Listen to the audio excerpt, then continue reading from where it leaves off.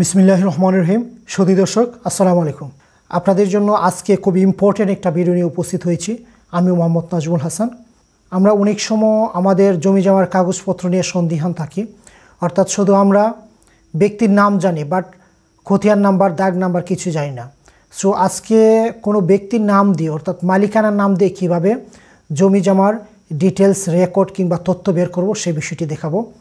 অর্থাৎ জমির খতিয়ান নাম্বার কিংবা দাগ নাম্বার জানা নেই, শুধু ব্যক্তির নাম জানেন। ওই ব্যক্তির নামে কোথায় কতটুক জায়গা আছে এবং ওই ব্যক্তির জায়গার খতিয়ান নাম্বার কত, দাগ নাম্বার কত, এই বিষয়টি কিভাবে শুধু ব্যক্তির নাম দিয়ে বের করবেন সেই বিষয়টি আজকে দেখাবো। তাহলে সঙ্গে থাকুন। মূল ভিডিওতে যাওয়ার আগে যারা এখন আমার চ্যানেলটি সাবস্ক্রাইব করে নাই, প্লিজ সাবস্ক্রাইব মাই চ্যানেল এবং পাশে থাকা বেল আইকনটি অবশ্যই বাজিয়ে দিবেন। তাহলে আপনি আমার প্রতিদিনের এইরকম নিত্য প্রয়োজনীয় ভিডিওর আপডেট নোটিফিকেশন সবার আগে পেয়ে যাবেন। আর যারা already subscriber, thank you so much. তাহলে চলুন শুরু করি আজকের এই নতুন ভিডিওটি।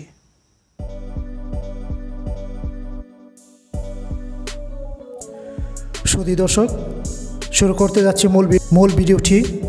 আজকের ভিডিওতে দেখাবো কিভাবে শুধু ব্যক্তির নাম দিয়ে জায়গা জমির রেকর্ড বের করা যায় সেই বিষয়টি দেখাচ্ছি। ভিডিওটি কিন্তু খুব ইম্পর্টেন্ট, মনোযোগ সহকারে দেখবেন। আপনারা নিজেদের জায়গা জমির রেকর্ড বের করতে পারবেন। এক্ষেত্রে আমি প্রথমে আমার মোবাইলের যে কোনো একটি ব্রাউজারে চলে যাব। তো আমি যদি আমার গুগল ক্রোম ব্রাউজারটি ওপেন করি, গুগল ক্রোম ব্রাউজারটি ওপেন করার পরে আমি এখানে লিখব একটি ওয়েবসাইট, লিখব land.gov.bd। দেখতে পাচ্ছেন land.gov.bd লেখার পরে কিন্তু টপ পজিশন আমারটা এসে গেছে। আমি জাস্ট ক্লিক করে সিলেক্ট করে দিব।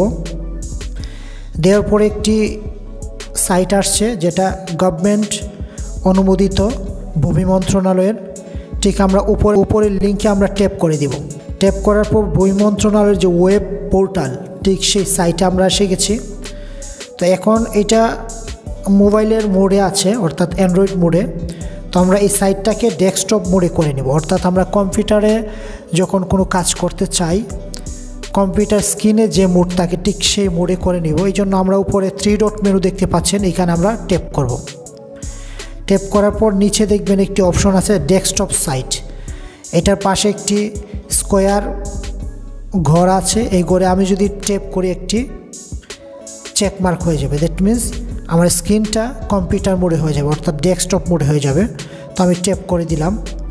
দেখতে পাচ্ছেন ট্যাপ করার পর কিন্তু আমার এই সাইটটি আমার কম্পিউটারে যে অবস্থায় দেখাতো ঠিক সে অবস্থায় দেখাচ্ছে। তো এইখান থেকে আমরা একটু জুম করে নিব বোঝার স্বার্থে। তো আমরা একটু স্লাইড করে নিচের দিকে যাব। যাওয়ার পর দেখতে পাচ্ছেন ডিজিটাল ভূমি সেবা, এটা সিলেক্ট আছে। এই অবস্থা থাকায় আমরা RS খতিয়ান দেখতে পাচ্ছেন, RS খতিয়ানে ট্যাপ করব। RS খতিয়ানে ট্যাপ করার পরে আমরা এখানে ঠিক দেখতে পাচ্ছেন খতিয়ান নামে একটি অপশন আছে, এই খতিয়ানে ট্যাপ করব। ট্যাপ করার পর আরেকটি নতুন ইন্টারফেস আসছে। তো আমরা একটু স্লাইড করে নিচের দিকে যাব। নিচের দিকে দেখেন একটি ফর্ম আসছে। এই ফর্মটা জাস্ট আমরা ড্রপ ডাউন এরো সিলেক্ট করে আমরা বিভাগ, জেলা, থানা এগুলি আমরা সিলেক্ট করে দিব। তাহলে আমরা প্রথমে বিভাগ সিলেক্ট করব। আমি যদি ড্রপ ডাউনে ট্যাপ করি, আমি আমার বিভাগটা সিলেক্ট করে দিব। আমি আমার চট্টগ্রাম বিভাগ সিলেক্ট করে দিয়েছি। তারপর জেলা, অর্থাৎ এই বিভাগের আন্ডারে যে কয়টি জেলা আছে শুধু সেই জেলাগুলো এখানে শো করবে। আমি আমার জেলাটা সিলেক্ট করেছি। এখন এখানে বেশ কিছু বিষয় আছে, BS, CS, BRS, RS, SA, DRA। তারপর RS যে অপশনটি সেটা সিলেক্ট করে দিব। করার পর আমরা একটু নিচের দিকে আসব। এখানে উপজেলা, অর্থাৎ আমি যে জেলাটা সিলেক্ট করেছি এই জেলাটার আন্ডারে যে কয়টা উপজেলা আছে এখানে সেগুলো শো করবে। তো আমি এখানে ক্লিক করলাম। ক্লিক করার পরে আমার কাঙ্ক্ষিত জেলাটি আমি সিলেক্ট করে দিয়েছি। এখন মৌজা, আপনারা জানেন যে প্রত্যেকটি জায়গা জমিন একটি মৌজার আন্ডারে থাকে। তো সেই মৌজাটা আমি সিলেক্ট করে দিব।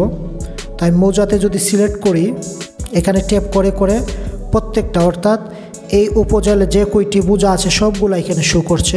তো আমি আমার কাঙ্ক্ষিত মৌজাটি আমি এখান থেকে সিলেক্ট করে দিব। দেখতে পাচ্ছেন আমি আমার মৌজাটিও সিলেক্ট করে দিয়েছি। তো এরপরে নিচে দেখা যাচ্ছে যে খতিয়ান নং নামে যে ঘরটি, এটাতে চেক মার্ক দেওয়া আছে।